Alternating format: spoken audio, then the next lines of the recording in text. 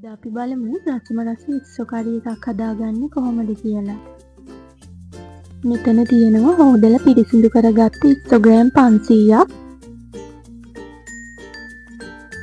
දැන් මේකට මිරිස් කුඩු තේ හැඳි 2යි, කහ කුඩු තේ හැඳි 1යි, තුන පහ කුඩු තේ හැඳි 1යි, මස් කරි කුඩු තේ හැඳි 1යි, වෙන කුඩු තේ හැඳි 1මාරයි එකතු කරගන්න ඕන.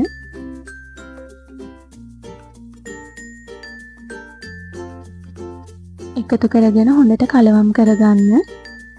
දැන් භාජනයක් ලිපේ තියාගෙන ඒකට තෙල් මේස් හැඳි 2මාරක් එකතු කරගන්න. තෙල් ටික හොඳට රත් වෙනකොට සුදු ලුණු ටික දාලා රන්වන් පාට වෙනකම් බැද ගන්න ඕන. ඊට පස්සේ ඒකට ලුණු, කොච්චි, කරපිංචා, රම්පෙ ටික දාලා හොඳට කලවම් කරගන්න.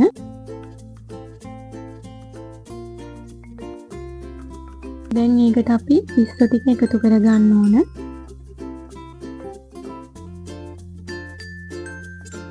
ඉස්සෝ ටික එකතු කරගෙන හොඳට කලවම් කරගන්න.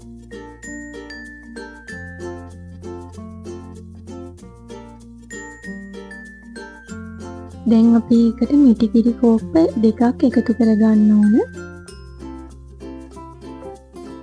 ඊට පස්සේ ඒකටම තක්කාලි ටිකක් එකතු කරගන්න ඕන. එකතු කරගෙන හොඳට කලවම් කරගන්න. දැන් මේකට අපි තක්කාලි සෝස් වලින් මේස හැඳි 2ක් එකතු කරගන්න ඕන. එකතු කරගෙන හොඳට කලවම් කරගන්න.